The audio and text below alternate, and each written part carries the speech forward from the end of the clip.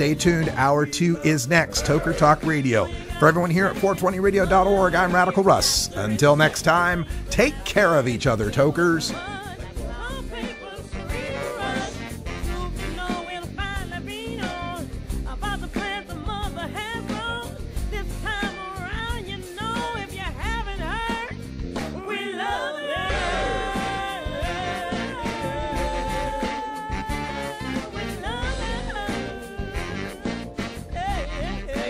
This is the Russ Belville Show.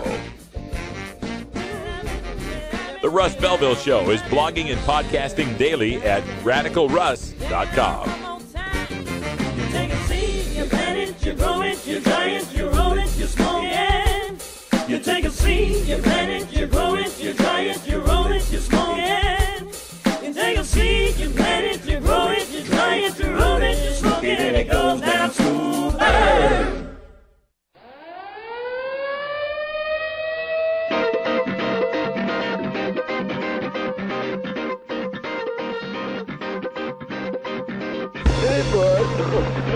Now it's time for Toker Talk Radio, the voice of the marijuana nation. What are you people? On dope? Where you can toke. I inhale frequently. Or you can talk. I experimented with marijuana and didn't inhale. Or you can toke and talk. 10 federal criminal penalties for possession of up to 1 ounce of marijuana. While we talk about toke on Toker Talk Radio. So, by the way, when it comes to pot, you know, if you're 40 years old, you live in a log cabin in Oregon, you got 12 giant pot plants in your backyard, have a ball. Live from beautiful Portland, Oregon at Rolla J Studios. Hey, this is great. Just not cannabis. Plus your calls live at 971-533-7111. They're walking on their pants with their cap on backwards, listening to Enema Man and Snoopy Poop Dog. What's to keep somebody from getting all potted up on weed and then getting behind the wheel? Gateway theory doesn't work. It's a reality.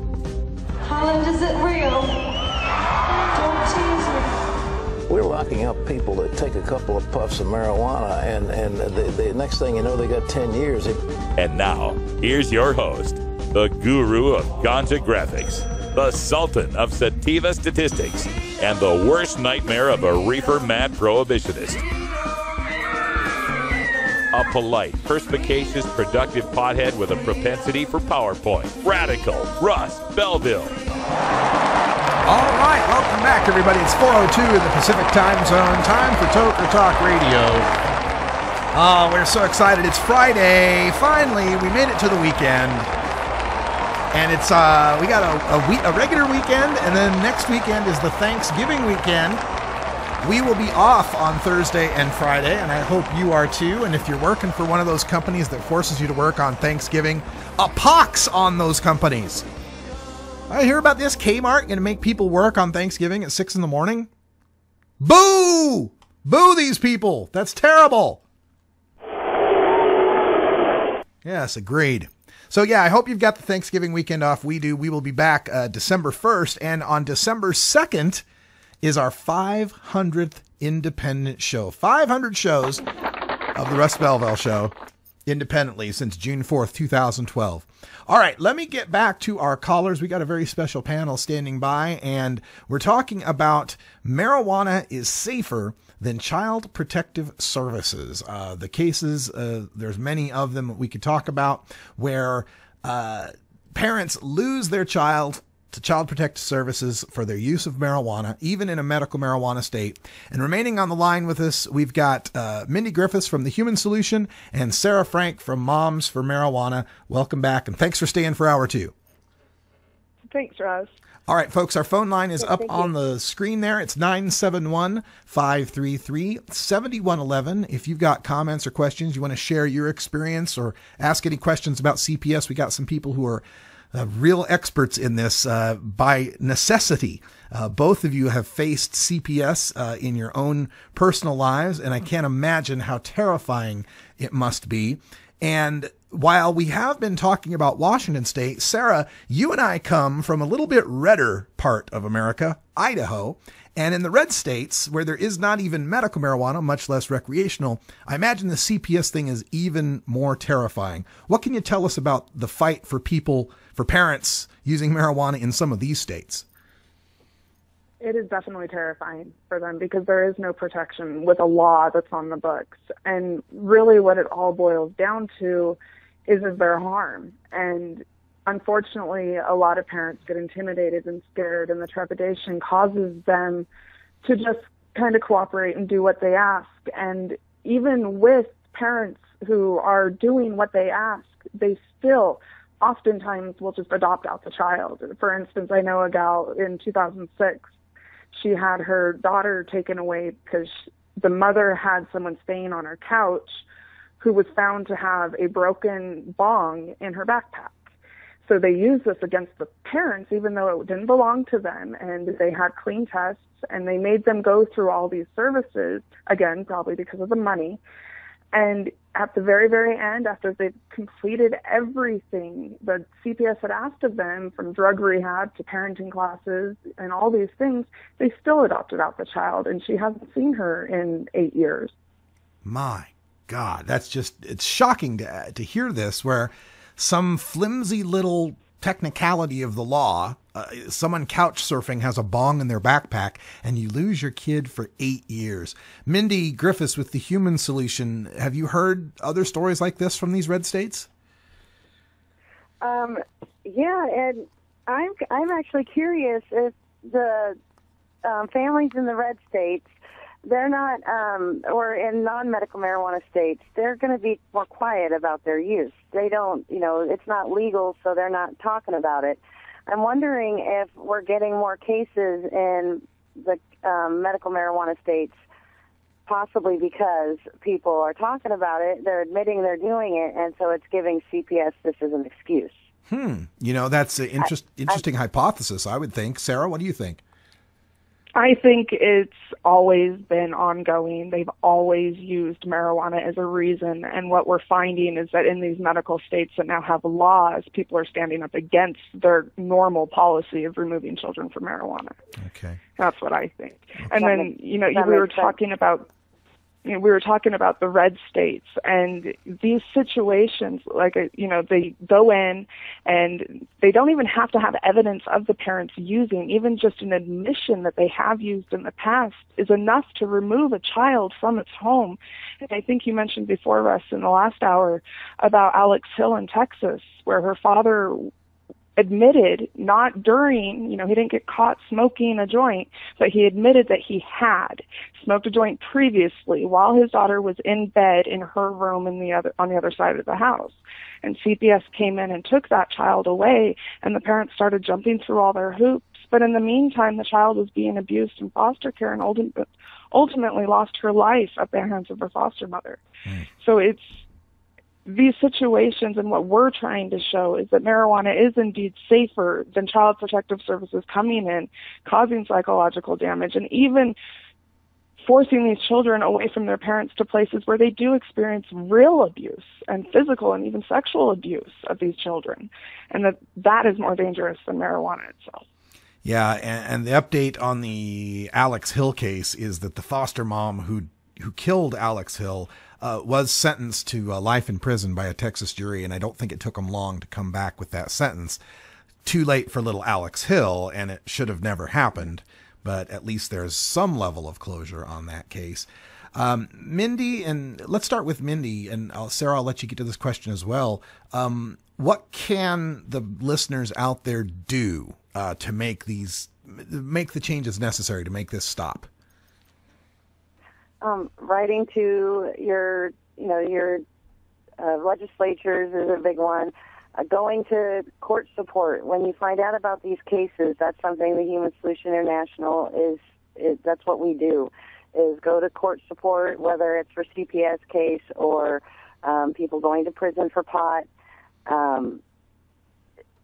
Showing the support, having a courtroom full of people makes a difference, and can make a difference between a judge making a harsh decision and not a harsh decision. There are a lot of people out there who need that support, and sometimes your families and your friends are too scared to go, and it takes different organizations and different people like Sarah driving from Idaho, to make a difference. And Sarah? it really is about getting involved in changing the laws, because the law, or even getting involved in making sure that these agencies and these departments and these judges are upholding the law, because it really seems like with CPS, the law, they feel they're above the law until somebody forces them back down and makes them realize that, no, you can't do this. A lot of it has to do with your constitutional rights, your right to be a parent without governmental interference, and standing up and saying, no, you have no evidence. You can't do this. And like she said, getting a hold of those legislators, getting a hold of the people who are actively working to change these things. In Washington, there's a legislator named Pam Roach who is working on it. And they're all over the place. And then we have the people who are workers in DSHS and CPS workers and social workers who see what is going on but don't say anything. And being silent is just as bad as doing it yourself. And so it's really about, raising that awareness and supporting things like Billy's bill that he's going to be presenting to Washington legislature this spring, Lilly's Law. It's to try to reform those areas. And this is a national issue, and it's not just marijuana related. And it's important that people start doing their research and start learning their rights and how to deal with CPS, because they could do anything from your child not wearing socks on your way into the grocery store to having a dirty house, or even just somebody accusing you of something because they're mad at you. They get a lot of vindictive calls, and CPS will just grab onto it and run with it even without any proof. So, Mindi, let's talk about what Serra just mentioned, how to deal with CPS. What are some practical pieces of advice you can give listeners out there who are marijuana consuming parents to, minimize their exposure to CPS, let's say? Well, doing your best to follow the laws of your state and is the first thing to do, but that doesn't always apply. If you're a cannabis user and CPS gets involved, you definitely want an attorney. You would want to contact Billy Fisher and Serra for sure. It's hard to say. You can be as careful and law abiding as possible, and someone still can make that call. And so being ready. In my case, I knew that in Oregon, I needed to have my cannabis in a lockbox. I needed to have my bedroom door with a lock that my child couldn't get to. I made sure to do those things, as well as any of my other medications in my house. So, being aware of those things and being aware of who you're around and what you do in public is very important. Serra, same question. Any advice for parents listening out there? Well, it's just like dealing with a police officer. You have to know your rights, and you have to invoke your rights, and you also have to shut your mouth. CPS will use anything you say against you. So if you start arguing with them, then they'll say, oh, now you're angry. It's really about invoking your rights, your Fourth Amendment right to not have them in your house or questioning your child without a warrant, your Fifth Amendment right to be quiet and not answer their questions and not self-incriminate, and then your Sixth Amendment right to an attorney. You have the right to have an attorney with you anytime you're being questioned by a government official. That is what CPS is, and they use federal authority to intimidate parents into cooperating when constitutional law dictates that they have rights to uphold. And they won't do it unless you invoke your rights. We have a web page on the momsformarijuana.org website under the Cannabis and Kids section called Child Protective Services. And it's been compiled by all sorts of organizations that are fighting CPS. And it has a lot of great information. It also has a temporary guardianship form so that parents can fill something out and have something available in case of emergency, in case CPS gets involved, or in case they're arrested and the police have to call CPS. They can have this document that dictates where that child is supposed to go other than foster care. And a lot of attorneys say that this could help prevent a child from being forced into foster care and be placed with family instead, which is sometimes a really big fight. Yeah. Like with Billy's, it took us 10 months to even get them to think about placing her with relatives. Before that, she was with an 84-year-old foster father. And they said that was better than her father, who was a medical user. I imagine that might be causing some people to stop for a second and go, wait a minute, wait. If I got arrested and the CPS came for my kids, their first inclination wouldn't be to get them to my brother and his wife, or to my parents, or nobody in the family. The first inclination is to send them to a stranger. That's the logical thought, is that, well, the next person in line is a relative, and the law even states that they're supposed to give relative placement priority. They just don't do it. In Billy's case, they said, an interstate compact between Washington and Idaho would have taken too long. But it took them twice as long to even get it started, because it was what Billy wanted. And what they're doing is they make money off of them in foster care. They pay the foster parents. They make money to buy them clothing and support them and get them food and medical treatment. And it's kind of funny when you hear things like the Sleep Country radio ad saying, come donate your winter coat to the foster kids and the shoes for the foster kids. And it's like the government receives like $10,000 a month to take care of each of these kids. It's not all going to those kids. Where is the rest of it going? And it's going into these incentives and these bonuses. And so bringing us back around to what can a parent do to protect themselves, it's really just to start researching and knowing your rights and putting protections in place, having someone lined up to immediately take your child so that they don't end up in foster care. Mindy, you were going to add something? There's a case in Arizona of Karen Ross Glaser, and her identity had been stolen by her sister. She wasn't aware of it. Based on this identity theft issue, there was a warrant put out for her arrest. Again, she wasn't aware of it. Someone had stole some items out of her home. She called the police. The police came and arrested her. She tried to convince them that you've arrested the wrong person. They didn't listen. She did get out the next day. In the meantime, she had 2 teenage kids. They were at school. CPS was called to go pick up a set of 7-year-old twins, a boy and a girl. They show up at the school. They don't have 7-year-old twins. They have these teenage kids. They take them anyway.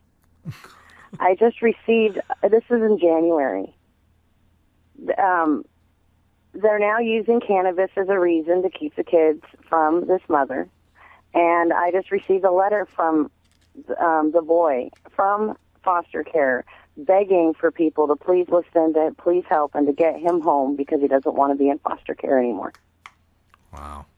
Wow, it's such a tragedy, and a needless tragedy, and now it seems like this is being exacerbated by profit motive. It's going to take some lobbying, it's going to take some legislation and some oversight to get some changes in this, and I'd encourage everybody to get involved and educate yourself.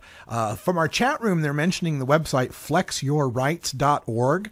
That's a great website to understand your rights with cops, and remember, CPS is just cops without the O.